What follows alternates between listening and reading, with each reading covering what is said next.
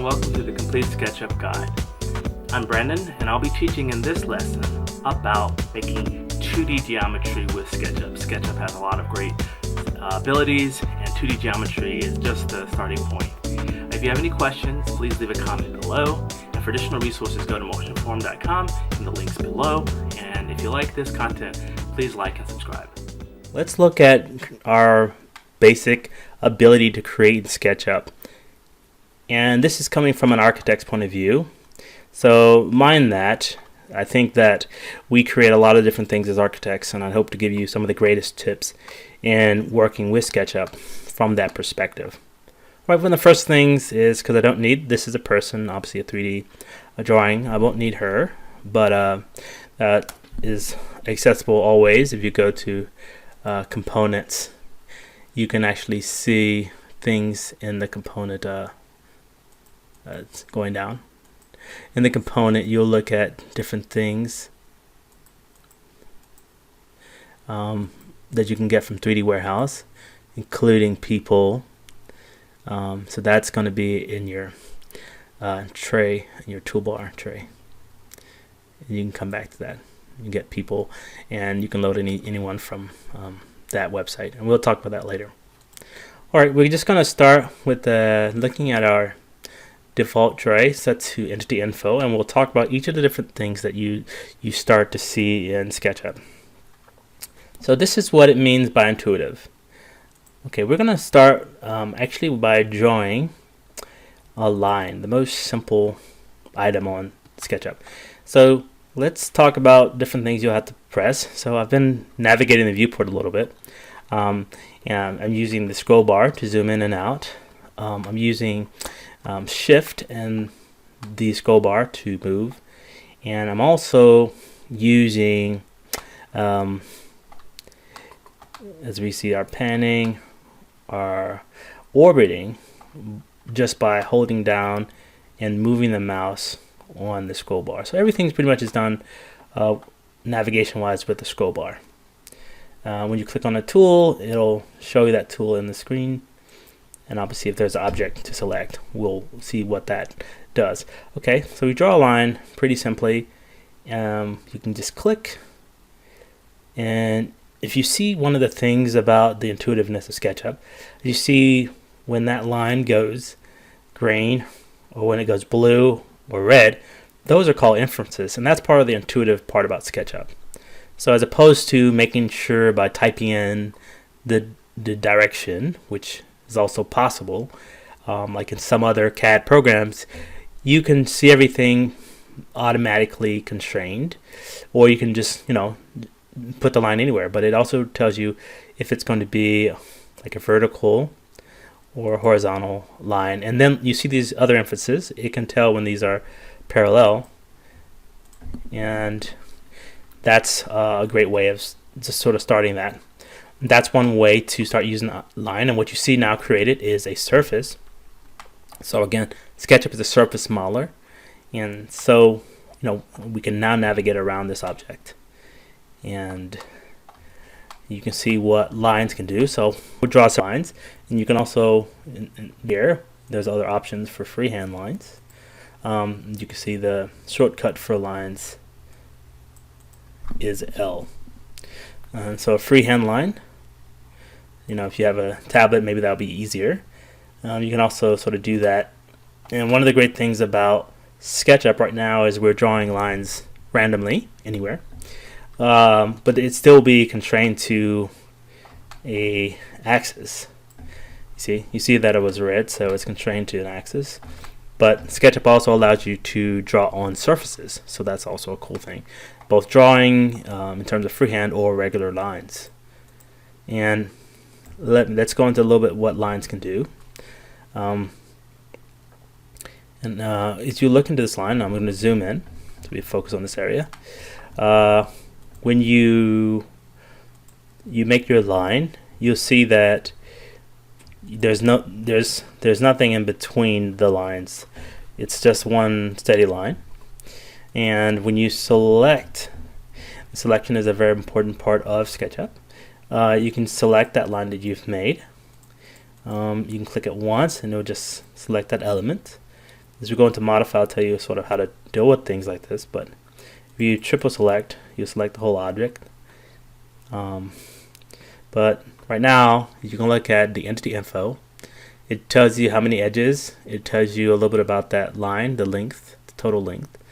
And it has some other functions for viewing characteristics, and also the layer or the tag. Okay, so that line, which is actually several lines, is each individual line. And what we'll do now is we'll draw, and I'll show you that you can actually draw on several axes. You can draw quite 3D, and it's not a major thing to do. You press space or exit to stop the command, and again, I said you can triple click and select it. And one thing about SketchUp as well is you can also do curves, and that's one of the functions here. You can choose 2 points, and there are other options for drawing. You can do a 3-point arc, or a regular arc, or pi, where it's a filled arc surface. So these, right now we're working with lines. If I want to do, starting with these 2 points, you see that inference as well, that sort of red inference that shows where there is a connection. If there's a parallel line, it'll show that.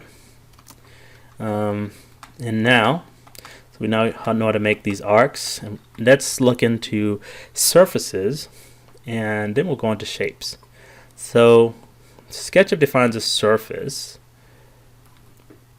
both by having 4 lines, of course, or 3 that are coplanar that connect. Surfaces is automatically created in SketchUp. Now, these lines right now, they're sort of more different than 3, but since they're coplanar, if I was to connect this line, that makes another surface.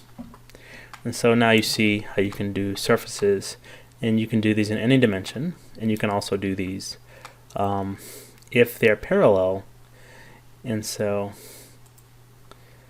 or if it's on a plane and the plane is either 3, or if you continue this line out and the lines are parallel on the edges. See, and you can also select and delete a line, and you can also delete a line here, and that also actually stops and deletes the surface. So mind that. That's the line tool. It's a very in-depth ability with these. And also, as you look for the arc tool, you look at the arc or any curve, then you can actually change how many resolution it is for the sides. You can change how many sides. You can make it to be very rough, so you can also make your polygons in that way. And so this is the getting started toolbar, so it's pretty basic. You can also click your eraser if you want to erase a line. And those are some basic editing for lines. And also, to make it easier, there's this shapes icon, and then the shapes icon you can choose a rectangle, rotated rectangle. Just we're not really going to go into that, but pretty much you can draw on any surface, and we'll show you that shortly. You can also just make a circle or polygon, and we'll just make a little bit of each of those. And so here we are making just anywhere. And you can see this little inference that shows what things are parallel. So you see that little dot with that line, and you just click and you keep dragging, and if you rotate while you're doing that, just like with the lines, it'll show you if it's going to do that on another axis. So if you rotate and you're in this view, it'll automatically figure that out, and that's part of the intuitiveness. And then we'll now look at to making a circle. And as you can sort of see, some of the inferences just picking up. So this circle, of course, is more oriented toward its center. And so as we see where the center is, and sort of where this line will go to, it will help us figure out how we want to do what we're doing accurately. And then finally, looking at a polygon, which is sort of made the same as a circle, it shows the inscription there. And right now, we can rotate any way, but if you press Shift, it will constrain the axis as it's being created. And that also happens for working with circles. If you want to do this element of where you see the rectangle, the rectangle can do any sort of scale, but also if you want to keep it as a square, it shows you that inference, that little dotted line from axis to axis. And then it also actually shows you the golden section. So, and it also shows you the golden section in different orientations. Now also, if you press Shift while you're drawing, it will constrain the particular orientation. So it's going to keep a square, or if you have the golden section, it'll keep it at the golden section. And so since there's not a direct tool for making ellipse, what you can do is, as we go through the editing tools, you'll learn how to manipulate these. So these are the basic creation tools of geometry in SketchUp. Congrats on finishing this lesson. If you have any questions or anything that needs to be clarified, just leave a comment below and I'll get back to you.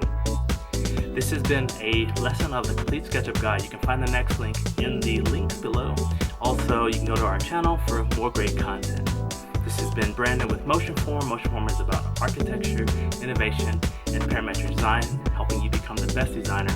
Thanks for watching. If you do like this content, please like and subscribe. I appreciate the love. I wish you the best.